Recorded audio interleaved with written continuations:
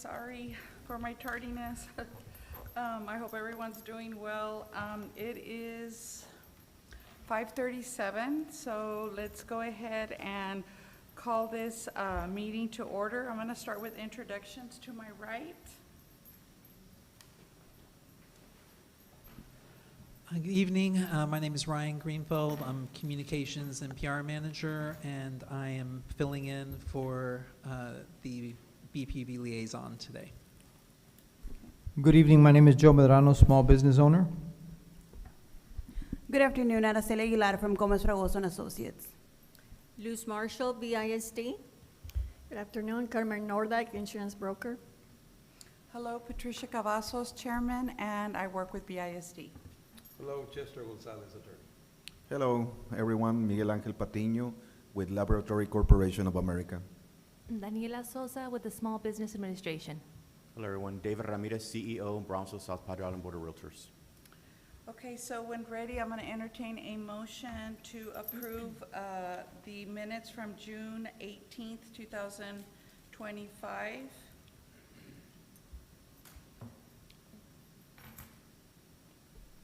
I make a motion to approve the minutes from the last meeting, June 18th, 2025. Excuse me, we didn't receive copies of the minutes. If we want, we can go ahead and table that for the next meeting, and we'll make sure that y'all get copies of the minutes beforehand. So moved to postpone approval of the minutes for next meeting. I'll second that. Okay.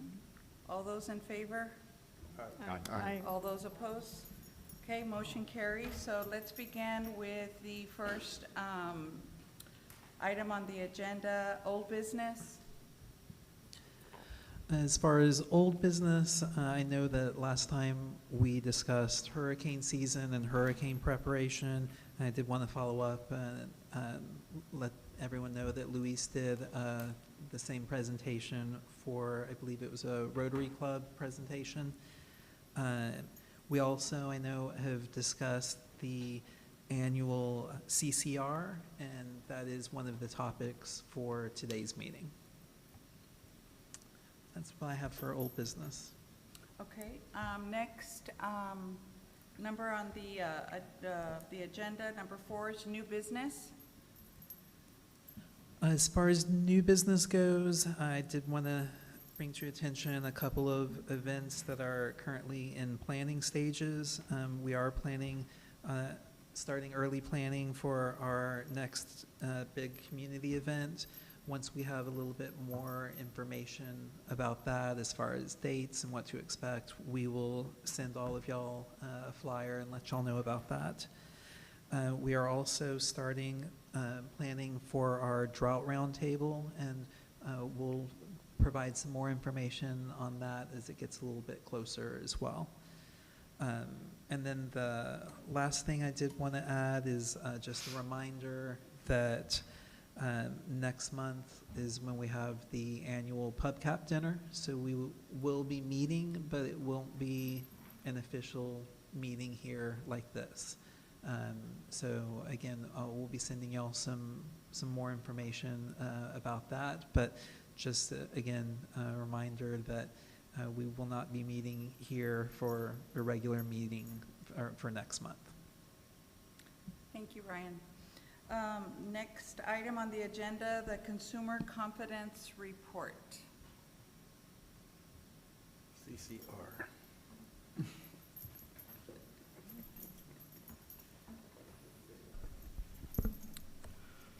Greetings, PUBCAP members and Chair. My name is Gabriel Coronado. I will be presenting the, hold on, let me get there, the Consumer Confidence Report.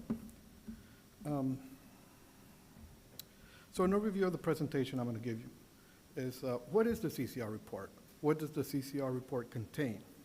How do you read a CCR report? And the new upcoming requirements for the CCR report. Let's begin. So what is a CCR report? Pretty much a CCR report, you can think about it as a report card. So it's like you would give your sons or daughters would bring to you. It's a summation of a whole year of analysis into 4 pages. Um, The CCR reports were created as a act of Congress. This implemented the Safety Drinking Water Act, or Right to Know provisions. What this really means is that as a municipality, we are required to let our customers know about the status and condition of our water. Now, EPA is the national regulatory agency. The CCR report or reports are required to be processed by all municipalities nationally. However, for the state of Texas, they have given the TCQ oversight over this process. Since they have oversight, they have given us the parameters of how to monitor, what parameters to analyze, or the primary regulations. So what does it contain? The CCR report contains general information regarding the local drinking water requirements or status. One of the informations that are on the CCR report currently is this actual meeting, letting our customers know that they can participate and come today to this meeting. Of course, there you can actually add, they have a hyperlinks where they can actually copy and paste or grab it and look at the CCR report online or go to our PUB website. It also has information regarding our source water. In this case, for example, the Bronzeville PUB, we get it from our Rio Grande River, for SRWA, from our wells located west of Olmito. It also contains a summary of the last year's water monitoring information or results. This includes tables of detected contaminants and other contaminants that are below the action level or below the MCL level. The report also highlights any violations that we as a municipality may have incurred throughout the year. Again, the CCR report runs from January to December 2024, and that's the one we're going to be presenting today. It also has additional information in case you're at a health risk or for women who may be pregnant or young children or for any customers who have a heart condition. It has additional information in the CCR report for that.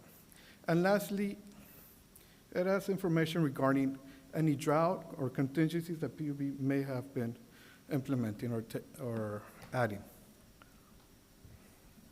So what does the cycle of or the schedule look like for the CCR report? Whereas the analytical laboratory, beginning in January, they will sample either quarterly, monthly, or annually, or triannually, depending on the parameter, and actually compile a table. This table needs to be completed by February 2024, or 2025 in this case. Once the table is completed, we create an annual drinking water quality report. What does this report do? It's not the CCR, it's a report that's actually given to our whole buyers. Who are our whole buyers? That would be the Bronzeville Navigation District, Military Highway District, and El Jardín Water Supply. This data, or the tables that we send them, is for them to create their own CCR report. Sorry. Now, while all this is in process, we are working with our Environmental Compliance Department and our PR department to create the actual report that is sent to the customers every July 1st. And once we're done with that, the cycle begins all over again. So we have to do this or participate in this process annually. Sorry. So what is the purpose of the CCR report? Well, it's to ensure safe drinking water for all our customers here in PUB and the city as a whole. It also allows us to make our PWS's potable water systems more efficient. This would be at the water treatment plant level or even our distribution level by running controls or laboratory checks. And lastly, again, to educate our public. regarding the status of the data. Okay. So what does our consumer confidence report contain? Well, the microbiological contaminants, radiological contaminants, and organics. I'm not going to go through the whole list, but however, the second to last column is one of the most important ones. And I'll go through the whole process real quick, and it states violations, and you will notice down the row it says none, or N for none. It also has disinfection byproducts, total organic compounds, turbidities. Again, on that column it says none. Some of the tables on the CCR report are required to be there based on a TCQ template, for example, the lead and copper. For the lead and copper analysis, we're analyzing those parameters triannually on a schedule set by the TCQ. Again, these are part of our CCR report. Even though they were not detected, they have to be part of the template.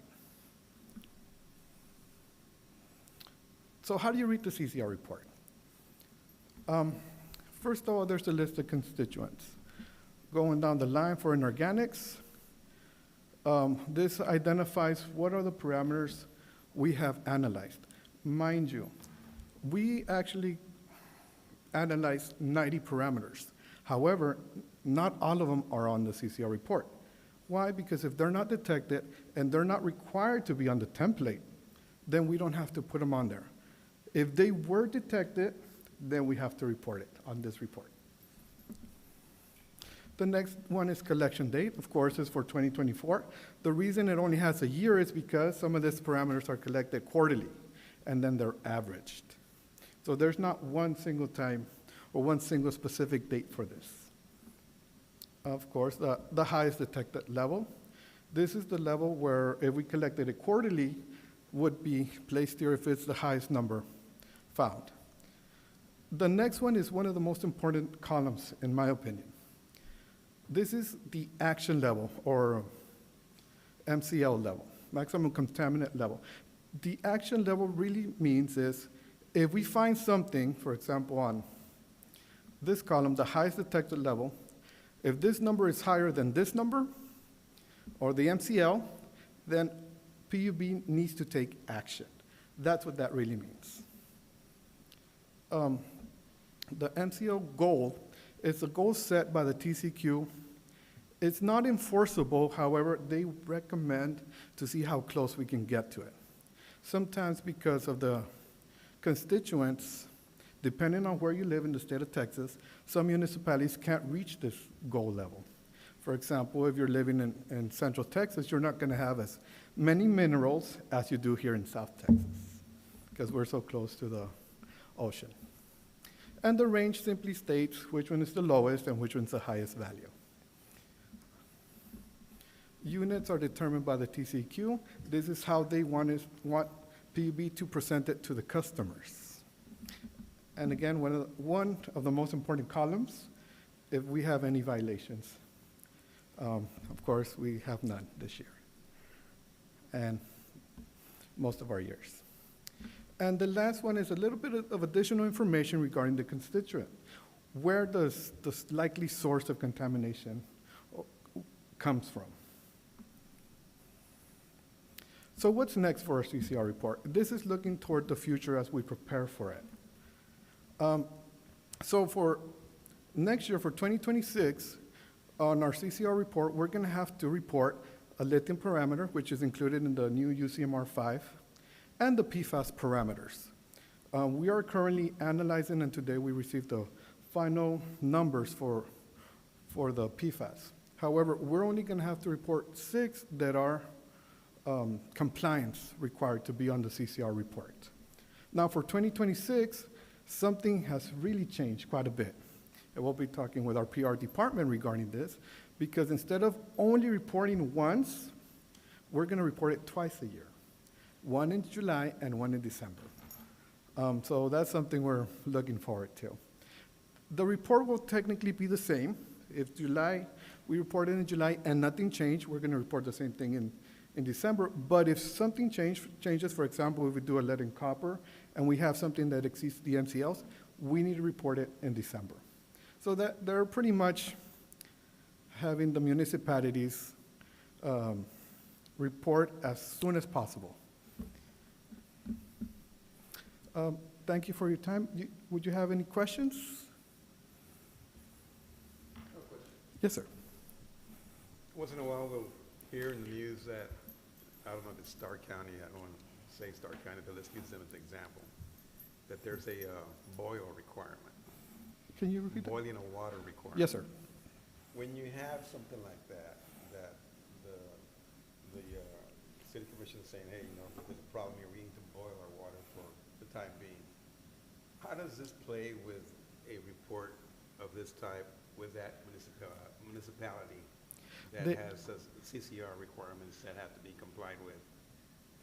Why would there be a need for a boil requirement if you're within the compliance of the CCR report? Is there something that happens in the interim that requires that? Well, Do you know? boil water notices are given for different reasons. One, for pressure loss, anything below 19 PSI. Or if, for example, the laboratory goes onto a distribution system and obtains a positive for total coliform or E. coli. The only time we do a water boil notice is if we cannot come back, or if the next sample we collect comes out positive, we need to issue one for that area of our distribution system. Additionally, we would have to put it on our CCR report. So the CCR report, again, is a snapshot of the whole year. However, the water boil notice is right then and there. So it would reflect in the report at the end of the year. Yes, sir. That issue came before the water district and it was resolved. Yes, sir. I was just asking, curious. I probably missed it. When do you collect the water? At the beginning from the river, or once it's coming out of someone's faucet? Where's the water collected? So the CCR report is a mixture of our distribution system and our point of entry. Wherever TCQ designates, we have to collect from. For example, turbidity. Turbidity is done at the point of entry by our operators because it has no detention time. The moment you collect it, you want to analyze it right away. Now, other parameters are required to be collected at our distribution system. But not at households? No, sir. With exception of the lead and copper. The reason for that is because we're actually testing copper lines, if you will, or the ability to scale copper lines. Those are pre-approved by the state and agreed upon by the customers prior to going out there. So the state of Texas, or TCQ, has a list for every household that has or is currently participating in there. For right now, we have about 200 sites. However, because we're on a reduced monitoring schedule for lead and copper, we only have to collect 50 sites triannually. So that's a good thing. Thank you. Any other questions? Thank you so much. Thank you. Thank you. Thank you. The next thing on the agenda is sinkhole projects update.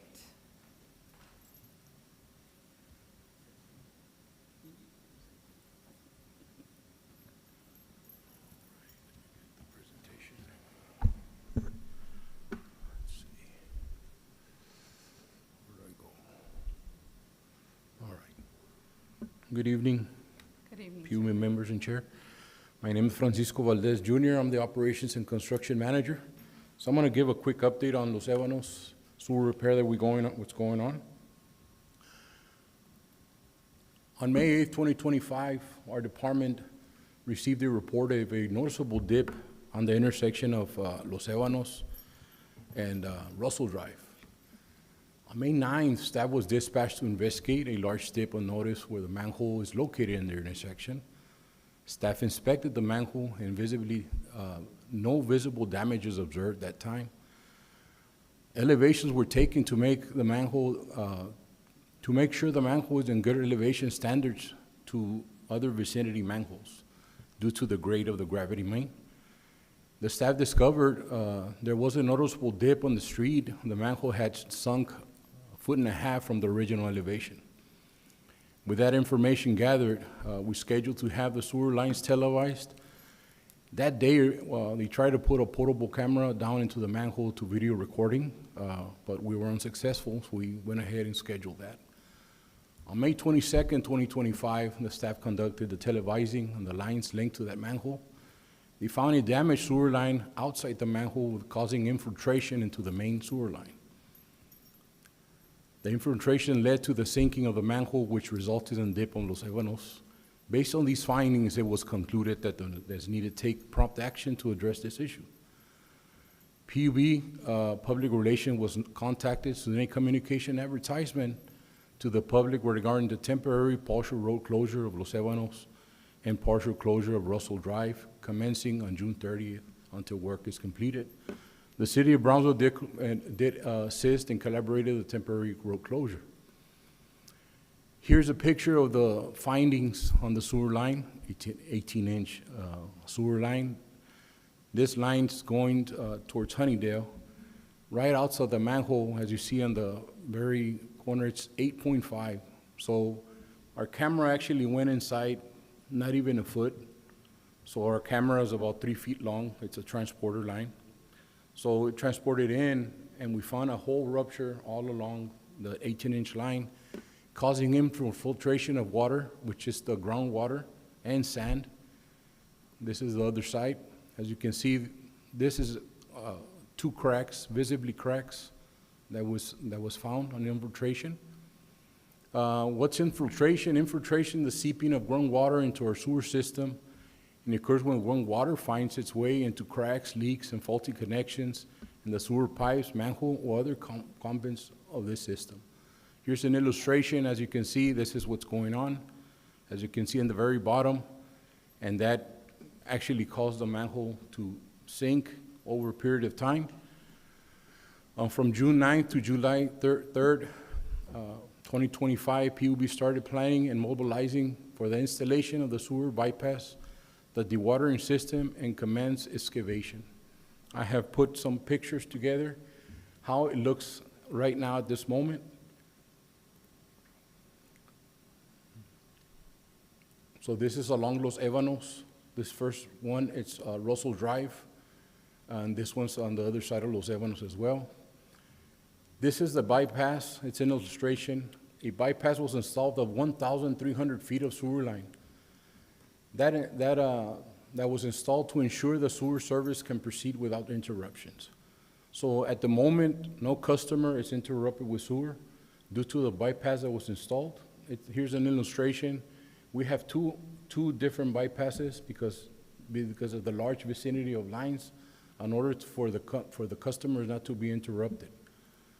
Here's an illustration from aerial pictures that safety and security was kind to assist. And a drone was flown out there to take pictures to see the vicinity of the large scale that we have out there, all right? Here's one of the pumps of the sewer lines that we have to pump sewer from toward another manhole so sewer can continue. This is another aerial picture. This is Russell Drive. This blue pump that you see here, that's our dewatering pump. And as you can see all along, you see these little lines. That's our dewatering system. Why dewater the area? So this is an illustration. This is our excavation. So we place dewatering lines. Right now we have dewatering lines approximately 25 feet in depth. We have to go about 7 to 10 feet under the groundwater in order for our vicinity where we're working at, which is excavation. Our excavation is 18 to 19th in depth of feet, right? So to work on safe water-like soils to be unable to, leading to slips, falls, cave-ins, potential incurring workers and causing project delays.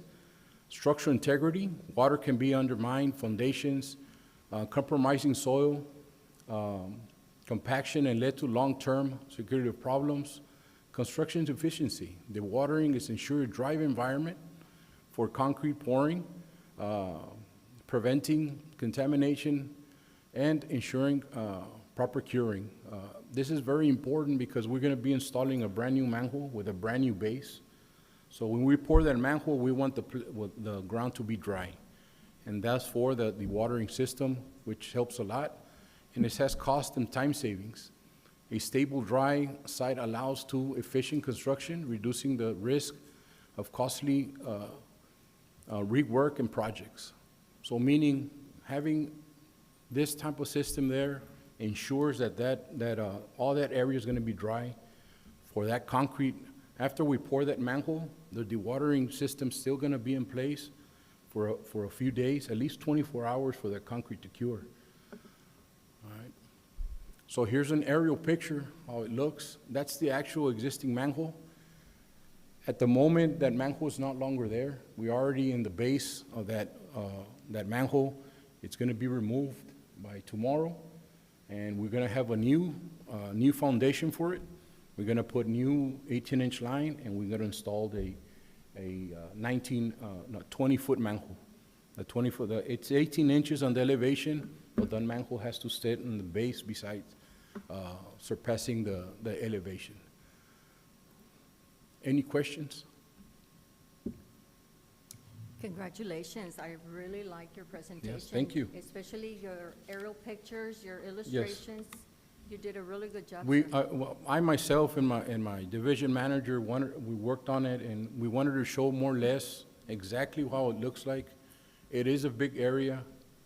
We've been having phone calls regarding the opening of it, but as you can see how vast the construction site is, we have to take time to do it right and correct and safely, of course, because of the depth. 18-inch feet, that's a lot of earth to move. So we've been moving soil since June 30th. Plus, we have to mobilize all our equipment, our trench safety box, our rope plates, all our 1,300 feet of pipe, our 3 pumps, our large excavators, our dump trucks. So it takes planning. We ask you and our citizens to be patient. Our estimation to finish there is about 2 weeks. So if in 2 weeks, permitted of weather, which looks very good, we'll be out of there. We'll clean the area and have our city of Brownsville patch the area, and hopefully we'll have it open for you. When you do this remediation on this problem, does it require turning off the water to anyone in the community? Water, no, sir. No, this is our sewer gravity. Yes, just sewer, and that's why we put that bypass. We gotta bypass our collection system so it can keep flowing. That cannot stop, right? This is a way to isolation, just like water, we close valves, this is the solution. I want to inform you, we do have another one. It's on South Most Boulevard and Linda Lane. We are monitoring the sewer line. It's a clay line. This is a PVC. Over there's a clay line. We are working on it. We're monitoring it. Right, we finish after this one. Exactly the same process that you see there, we're going to do the same process at South Most Boulevard and Linda Lane. We're not going to impede. We are going to be impeding traffic, but it's just, they do have another route to get out. But like I said, we're going to be on it. We're monitoring the flow. There's no disruption right now for sewer line on that specific street. So we're good. And we're looking at it every week. We go out there. We make sure that line is flowing. No interruptions of service for anybody. And right now, there's no interruption for no road closure. Everybody's good on traffic there. All right? It's amazing work. Thank you. Thank you so Yes, it much. is. Very impressive. Appreciate you. Thank you Thank so you. much. Thank you, Mr. Vasquez. 18 feet, that's big. Okay, next item on the agenda, the BPUB Strategic Business Plan. Yes.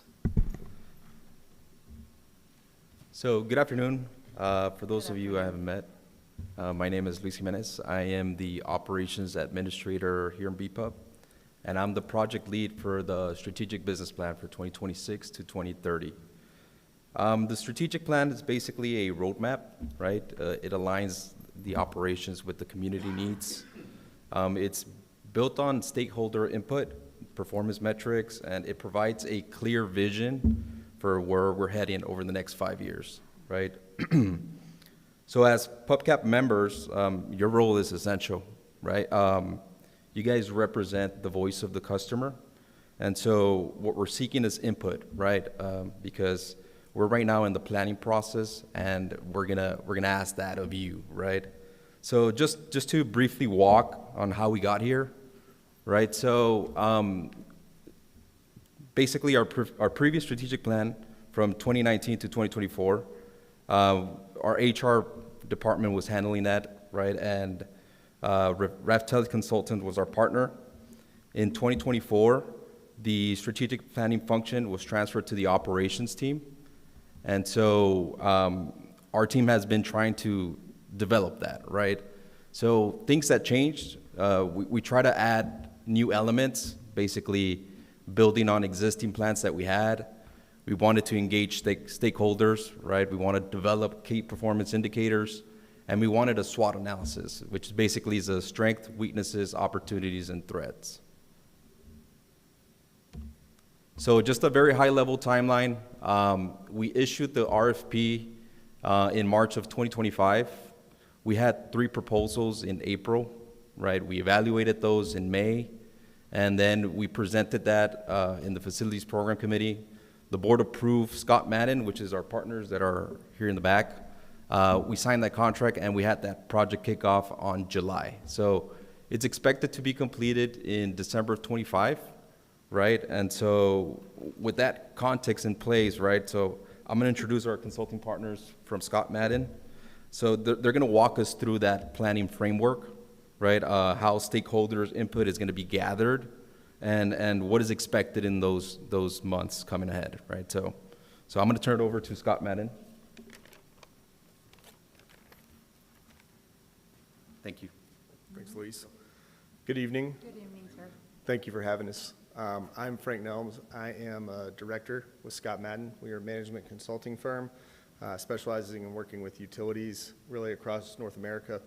I'm joined here by my colleague, Mark Miller. He's a partner with our firm. Just a little bit of background on us. We were founded in 1983. Our first customer was Carolina Power and Light in North Carolina, which is what is now Duke Energy.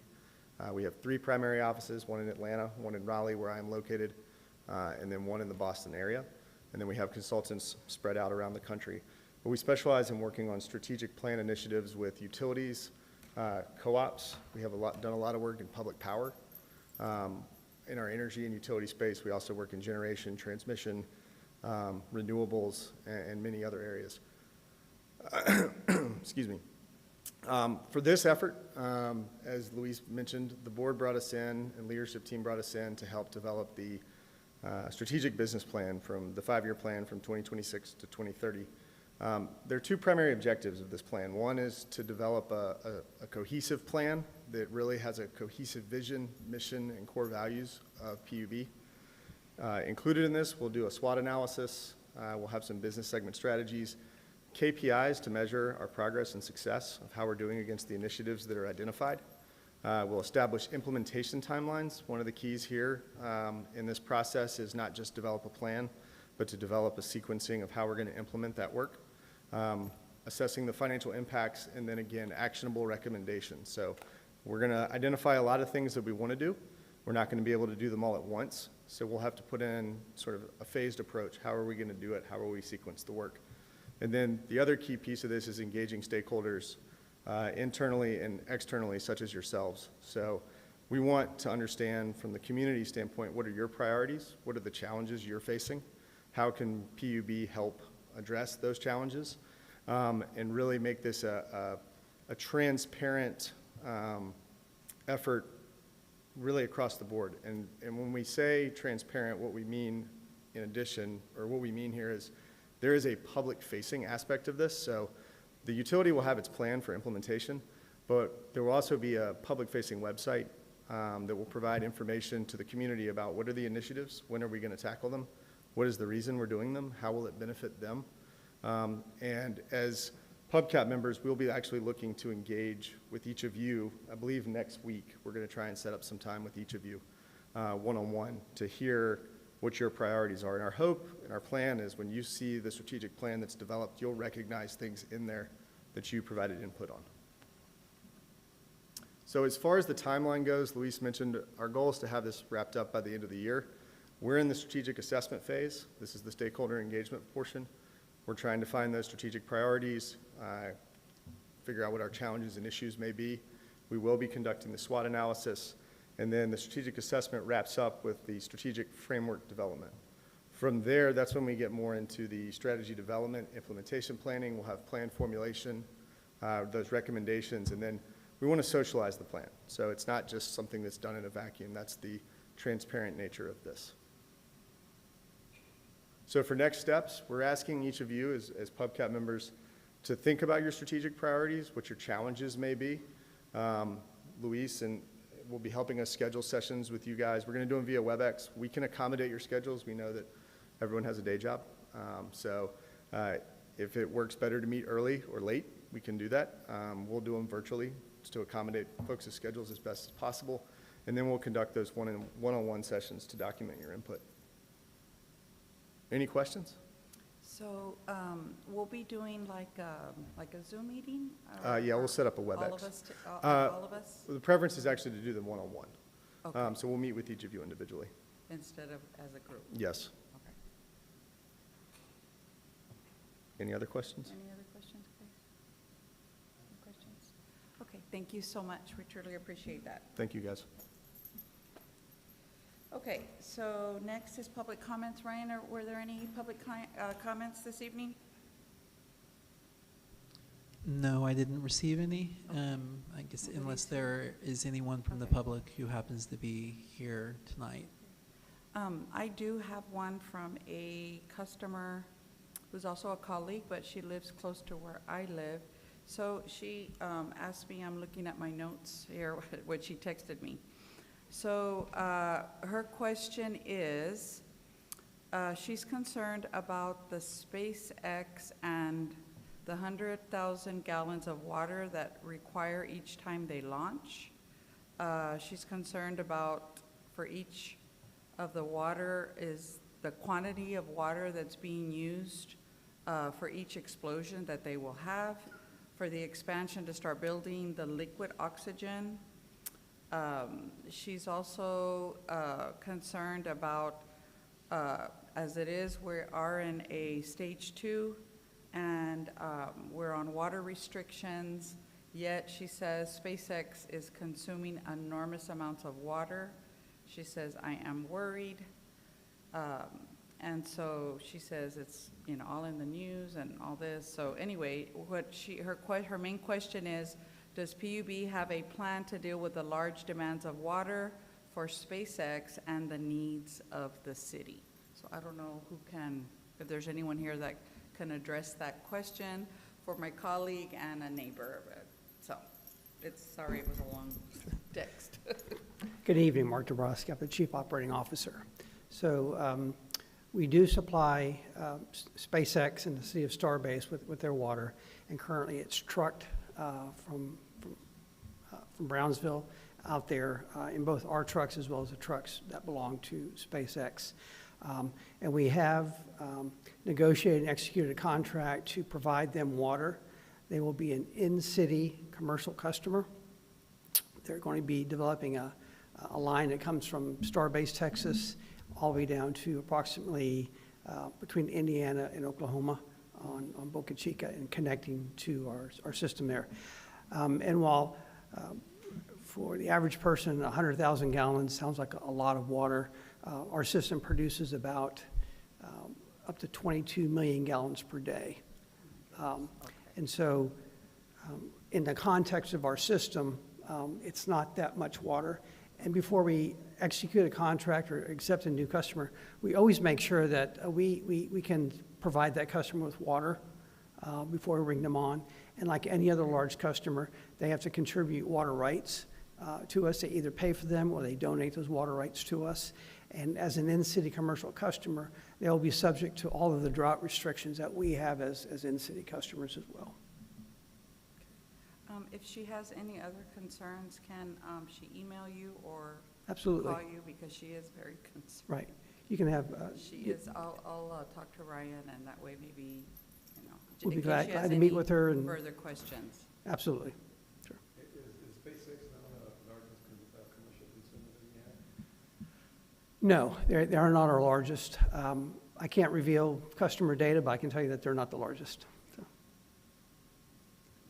Thank you I so feel much. better with your response. okay. Thank you. Thank you. Thank you, All sir. right, thank you. Appreciate it. Okay, so this will be our last meeting for the 2024-25, I was going to say school year. I'm a teacher. I was going to say school year. For this year, for the 2024-2025 year. So our next meeting will be September 17th, 2025. And that will be, the information will be sent to us, right, Ryan, later, further about that? That's correct. Okay. And so that will be it. If there's no further questions or comments, this is going to end our meeting. So I'm going to entertain a motion to end our meeting. All of those, well, go ahead. Motion to end. Okay, motion to end. Anyone second it? I second. Okay, so all of those in favor? Aye. Aye. All of those opposed? Okay, motion carries. Thank you so much, guys.